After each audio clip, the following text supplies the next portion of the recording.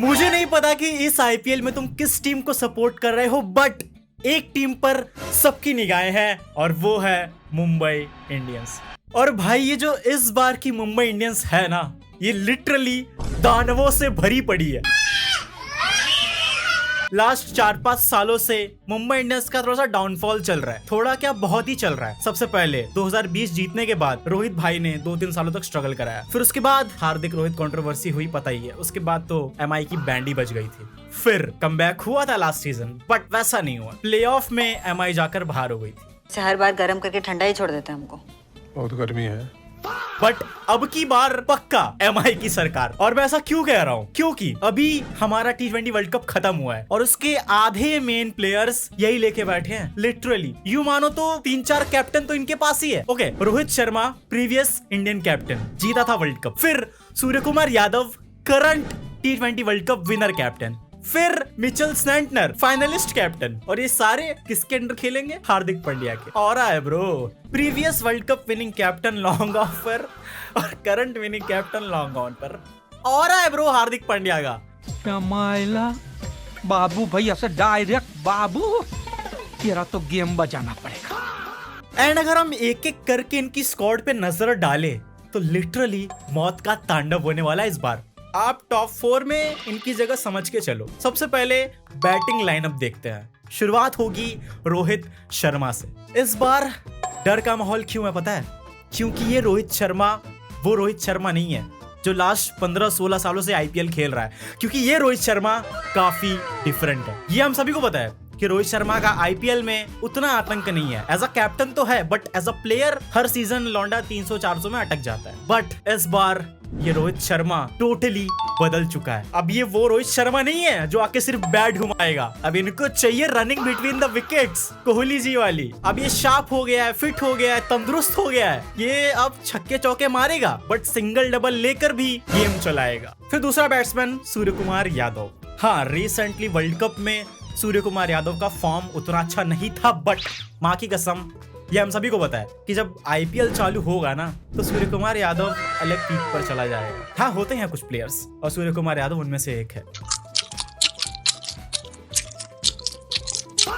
Last IPL क्या हुआ था वो बताने की नीड नहीं है मुझे। और इस बार भी वर्ल्ड कप में भी हाँ रन्स थोड़े नहीं आए आगे जाकर फाइनल या सेमीफाइनल या उसके पहले वाले मैचेस में, बट स्टार्टिंग में टूर्नामेंट के थोड़ा अच्छा खेला था दादा ने। शॉट्स सब कुछ वैसे ही लग रहे थे जैसे इन फॉर्म सूर्य कुमार यादव के लगते हैं। तो एक कच वादा सूर्या दादा। फिर तिलक वर्मा। लिटरली तिलक वर्मा को हम लोग एक एंकर समझते थे। भाई मुझे तो लगता था कि तिलक वर्मा एक एंकर है in the T20 cricket. But last के 2-3 मैचेस में जब जीजी भाई ने कहा कि लौंडे एक काम कर, तू ना नीचे उतर और जाके मौत का तांडव कर, हिटिंग चालू कर। लौंडा 200-250 के स्ट्राइक रेट से बैटिंग कर रहा था लिटरली। तो तिलक वर्मा फिनिशिंग भी कर सकता है और मुझे लग रहा है कि इस साल मुंबई इंडियंस तिलक वर्मा को एज अ फिनिशर भी यूज कर सकती है। नीचे जगह नहीं होगी बट शायद कर दे। तो ये तो हो गए आपके 3 इंडियन बैटर्स। अब 2 South African blood, Quinton de Kock. Steal deal में ये लोग डी कॉक को वापस लेकर आ गए और वही डी कॉक अब शायद इन्हें वो डील स्टील करके देगा। कौन सी डील?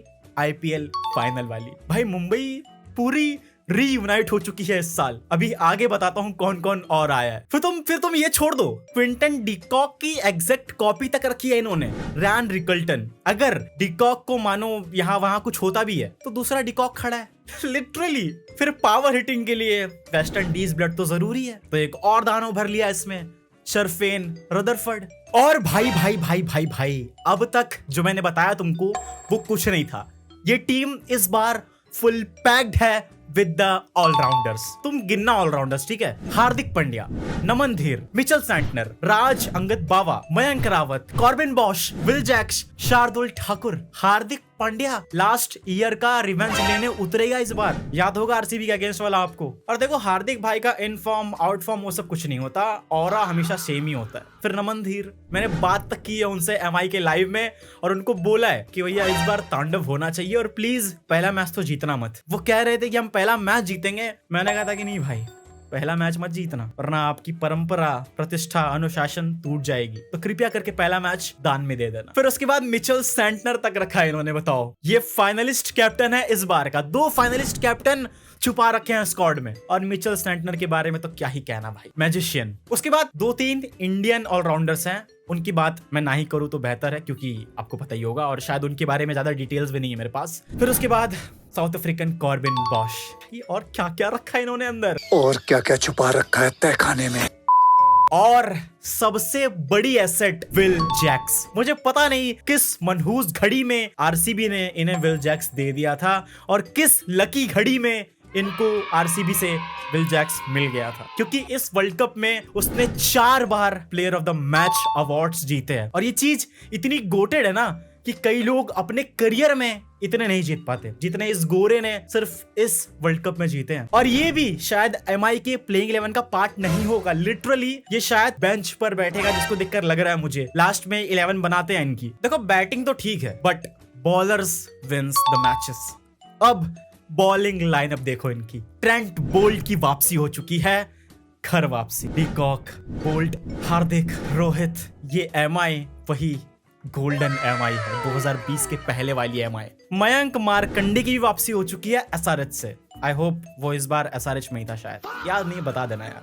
फिर दीपक चहर, हाँ थोड़ा सा इंजरी कंसर्न होता है लौंडे का, बट अगर बाय चांस चल गया है ना ये, तो बोल्ट और चहर मिलके क्रिकेट में फुटबॉल खेल देंगे पावर प्ले के अंदर। और जो इस बार आप सपना लेके उतरोगे ना 300 पार का, घंटा नहीं कुछ होने वाला भाई। अरे और अगर आप पावर प्ले में बचते बचाते पहुंच भी गए, बना भी लिए, तो उसके बाद उतरेंगे god, bowling god Jasprit Bumrah. उनका क्या करोगे आप? उनका तो कोई सोल्यूशन ही नहीं है इस वर्ल्ड कप में। शायद उनका फॉर्म आपको बताने की जरूरत ही नहीं है मुझे। सोचो अगर यही फॉर्म लेके वो आईपीएल में उतरा, यही प्लेयर्स सारे फिट रहे, तो डैम ब्रो। फिर अश्विनी कुमार, मोहम्मद अजहर, अल्लाह गजनफर, रघु शर्मा, सारे के सारे, वो सब तो ठीक है, पर इनकी प्लेइंग 11 चेक करो एक बार। ये सेम 11 मैंने एमआई के लाइव में बनाई थी जब मैं गया था वहां पे उनके सामने। Rohit Sharma opening with Quinton de Kock, एक ओवरसीज ओपनर हो गया। फिर उसके बाद नंबर 3 पर मैं चाहूंगा कि सूर्य कुमार यादव आए, क्योंकि नंबर 3 पर वो बेटर खेलता है। फिर नंबर 4 पे तिलक वर्मा, अगर उन्होंने इसको एज अ फिनिशर यूज नहीं किया तो। फिर नंबर 5 पे हार्दिक पांड्या। फिर number 6 Sherfane Rutherford. Number 7 Shardul Thakur. Number 8 Mitchell Santner.